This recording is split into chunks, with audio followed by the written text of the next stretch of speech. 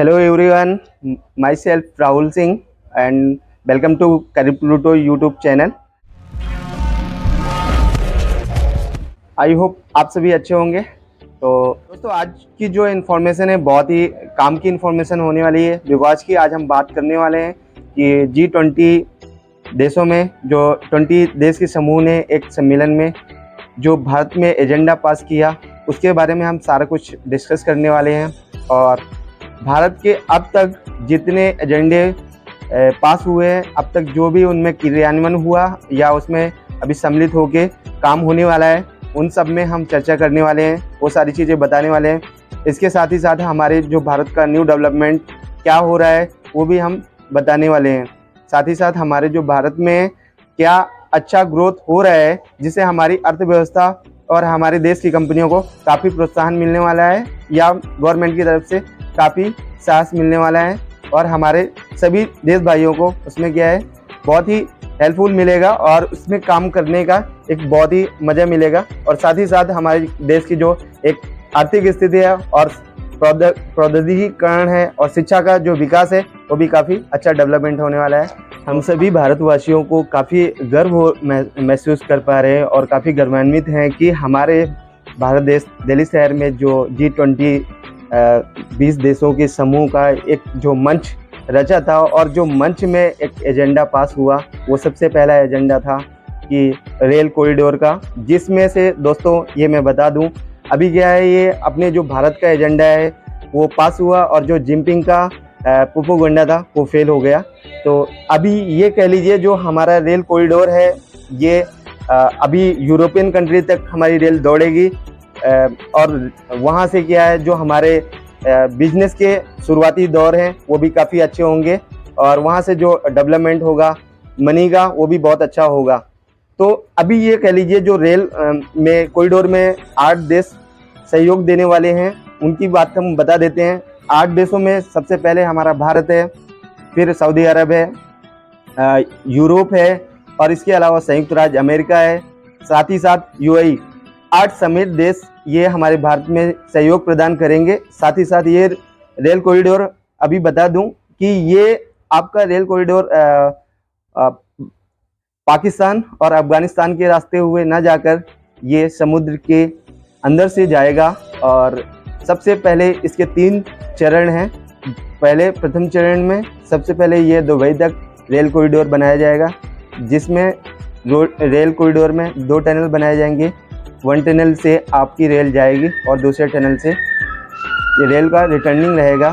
साथ ही साथ ये भी हम बता दें कि दोनों टनल में से एक टनल में से भारत से पानी की सप्लाई दी जाएगी और दूसरे टनल में से उधर से पेट्रोल की सप्लाई आएगी। तो इस प्रकार वहाँ का जो पानी का योगदान भारत की तरफ से और हमारे भारत में उधर की तरफ से पेट्रोल का सहयोग प्रदान होगा। साथ ही साथ ये भी अभी बता देते हैं, हम सभी को ये पता है कि जो G20 में ये चीज़ें सहयोग प्रदान की गई और बिना त्रुटिहीन जो ये एजेंडा पास हुए उसमें रूस का नाम ना लेते हुए चीज़ों को क्रियान्वयन किया गया। इस बात से रूस भी काफ़ी सहमत रहा और रूस भी ये मान गया कि भारत हमारा काफ़ी पुराना और बहुत वर्षों समय से एक सहयोगी मित्र है। एक रिजर्व बैंक ऑफ इंडिया से भी बहुत ही इम्पोर्टेंट बात सामने आई, दिलचस्प बात सामने आई, जिसमें हम सभी भारतवासियों को बहुत ही उसमें खुशी उत्पन्न हुई कि रिजर्व बैंक ऑफ इंडिया ने बोला कि विदेशी जो मुद्रण है उसमें काफ़ी बढ़ोतरी हुई। 4039 मिलियन अरब की बढ़ोतरी होकर अब तक मैं बात करूं तो 4 जो अरब मिलियन की बढ़ोतरी हुई और ये लगभग बढ़ोतरी होकर अब तक 599 अरब डॉलर पे सहयोग प्रदान हुआ भारतीय रिजर्व बैंक में। और साथ ही साथ यदि हम 2021 की बात करें तो ये लगभग 2021 में करीब 641 मिलियन अरब मिलियन के अमाउंट था। और इसमें क्या है, यूरोपियन अर्थव्यवस्था टूटते हुए हमारे जो देश की रिजर्व बैंक ऑफ इंडिया से जो मनी है वो लगभग 30% अरब में गिरावट हुई, जिससे ये मुद्रण काफ़ी कम हो गया था, लेकिन अभी की जो सितंबर माह में ये लगभग 4 अरब मिलियन प्लस डॉलर की बढ़ोतरी होकर अब तक ये 600 अरब मिलियन डॉलर हो गया है। और ये काफ़ी हमारे देश के लिए काफ़ी अच्छी बात है कि हमारे देश में जो कंपनियां हैं उनमें भी काफ़ी ग्रोथ आएगी। इसके अलावा कंपनी के जो भी ये कह लीजिए जो लिमिटेड कंपनियां हैं, पब्लिक लिमिटेड कंपनियां हैं, उनके शेयर्स और उनके जो ऑर्डर्स हैं वो भी मिलेंगे। और साथ ही साथ ये जो हमारे भारत को बहुत सारे विदेशी ऑर्डर भी वहाँ से रिसीव हुए, जिसमें क्या है हम सभी भारतवासियों को कुछ न कुछ उसमें रोजगार के अवसर भी मिलने वाले हैं। अभी ये भी बता दूं कि हम सभी जो G20 सम्मेलन में जो ये टूटविहीन चीज़ें संपन्न हुआ, और उसमें एक सबसे महत्वपूर्ण बात ये हुआ कि जो आमंत्रित सदस्य और आमंत्रित देश थे, सभी सदस्यों ने मिलकर ये जो बापूजी की मूर्ति के सामने उन्होंने उनका सम्मान पूर्वक उसमें माला अर्पण किए।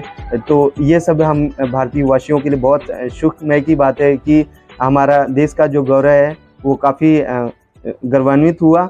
और इसी के साथ ये भी हुआ, ये भी बहुत ही इम्पोर्टेंट रोल मीडिया ने भी अदा किया। और अभी मैं बता दूं कि सभी मीडिया जो भाई कर्मचारी थे G20 सम्मेलन में जो दिल्ली शहर में भारत को काफ़ी एक सहयोगी प्रदान, बहुत सार्थक सहयोगी प्रदान हुए।